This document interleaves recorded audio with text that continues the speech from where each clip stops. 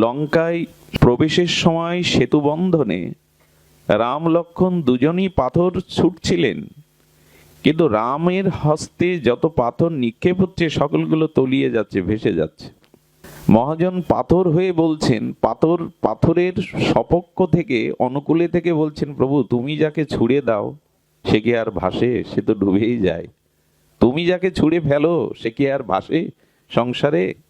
দেখুন, এখানে সাগর মানে সংসার, সাগর মানে সংসার, সাগরত। গীতায় সংসারের তুলনা করেছে সাগরের সাথে। মৃত্যু সংসার সাগরত। সাগরের সাথে কেন সংসারের তুলনা দিলেন ভগবান?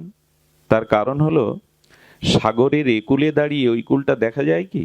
দেখা যায় না। তেমনি এই সংসার সাগরে আমরা জন্মকূলটা দেখতে পাই, মৃত্যু কবে হবে এই কূলটা আমরা দেখতে পাই না। এই জন্য সংসারটা সাগর। আর সাগর কেন না, সমুদ্র তীরে তৃষিত ব্যক্তি যদি সমুদ্রের ক্ষার প্রধান, নোনা প্রধান জল পান করে, তাতে তার তৃষ্ণা নিবাপিত হয় কি? তৃষ্ণা বরঞ্চ আরো বেড়ে যায়। নোনা জল পান করলে তার তৃষ্ণা শান্তি হয় না, তৃষ্ণা নিবারণ হয় না, তৃষ্ণা আরো উত্তর বেড়ে যায়। তেমনি কোন জীব যদি 1 কোটি কল্পকাল ও সংসার সাগরে বাস করে, তবু তার বিষয় বাসনার তৃষ্ণা যাবে না, আরো বেড়েই যায়।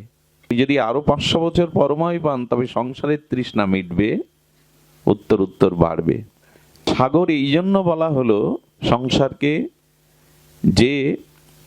যে সুচারুরূপে সাঁতার বিদ্যা জানেন সে কি সমুদ্র সাঁতরে পার হতে পারবে?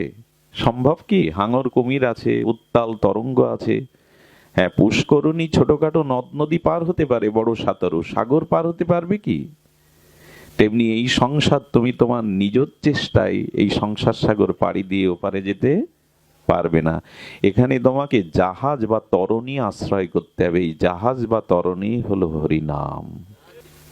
এই জন্য প্রভু পাথরগুলো ছুড়ে দিচ্ছেন, পাথর সব ভেসে যাচ্ছে, তলিয়ে যাচ্ছে। কিন্তু নল নীল বানরগণ, ভক্তগণ, প্রভুর আশ্রিতগণ পাথর ফেললে এটা দাঁড়িয়ে যাচ্ছে। নল নীল এসে বলল, প্রভু আপনি পাথরটা আমার কাছে দিন। পাথরের উপরে রাম নাম লিখে যখন প্রভুর হাতে দিলেন, ওই পাথর যখন ছুড়লেন প্রভু, তখন পাথর দাঁড়িয়ে ভেসে গেল। প্রভু মৃদু হেসে বললেন, আমি আজ জানলাম আমার থেকে আমার নামের মহিমা বহু কোটি গুণ বেশি। জন্য ভগবানের নামের মহিমা এভাবেই বলা হয়েছে। দেখুন, এই যে একবার নামে যত পাপ হরে, কথাগুলো সকলের এখানে জানা, এবং আপনারা বহুদিন ধরে বহু প্রবক্তার মুখে, বহু শাস্ত্রজ্ঞের মুখে, বহু ভাগবতের মুখে নাম মহিমাই বেশি করে শুনেছেন জীবনে। এবং নাম শ্রবণের পরে আমরা বহুজন নাম জপও করি, নাম কীর্তনও করি, কিন্তু নামের যে ফলশ্রুতি দেওয়া আছে সেটা কি আমরা উপলব্ধি পেয়েছি এখনো পর্যন্ত? এক কৃষ্ণ নামে সমস্ত পাপ ক্ষয়। চৈতন্য চরিতামৃতে বলছেন, এক কৃষ্ণ নামে সমস্ত পাপ ক্ষয়, আর কৃষ্ণ নাম লইতে প্রেমের উপচয়। এক নামে অনন্ত জন্মের পাপ রাশি যাবে, দ্বিতীয় কৃষ্ণ বললে প্রেম আসবে। আমরা কতবার বলেছি জীবনে? সেই নামের যে ফলশ্রুতি, ক্রিয়া হচ্ছে না কেন? আমরা তো নাম নেই, নাম শ্রবণ করি, নাম কীর্তন করি, নাম জপ করি, আসলে নামের মহিমাটা আমার মধ্যে প্রকট হচ্ছে না কেন? এই তত্ত্বটি তুলসীদাস গোস্বামী রামচরিত মানসে তিনি পুঙ্খানুপুঙ্খভাবে জানিয়েছেন কেন হচ্ছে না। আচ্ছা, কোনো দরিদ্র ব্যক্তি, হতভাগ্য হতচ্ছাড়া দরিদ্র ব্যক্তি পথে যেতে গিয়ে সে একটা অতি উজ্জ্বলকৃত কাচের টুকরো পেল, সেটা এত দৃশ্যময়, এত চকচক করছে, উজ্জ্বল জ্যোতি বেরোচ্ছে, মনে করছে মেয়েটা থেকে তো খেলনা কিনে দিতে পারি না, মেয়েটাকে এটা খেলবার জন্য দিয়ে দেব। আচ্ছা, ওটা আসলে প্রারব্ধ বা প্রভুর ইচ্ছায় হীরার টুকরো। এখন হীরার টুকরো যদি কেউ কাচের টুকরো ভাবে, সে হীরার মতো মূল্যায়ন করবে তো?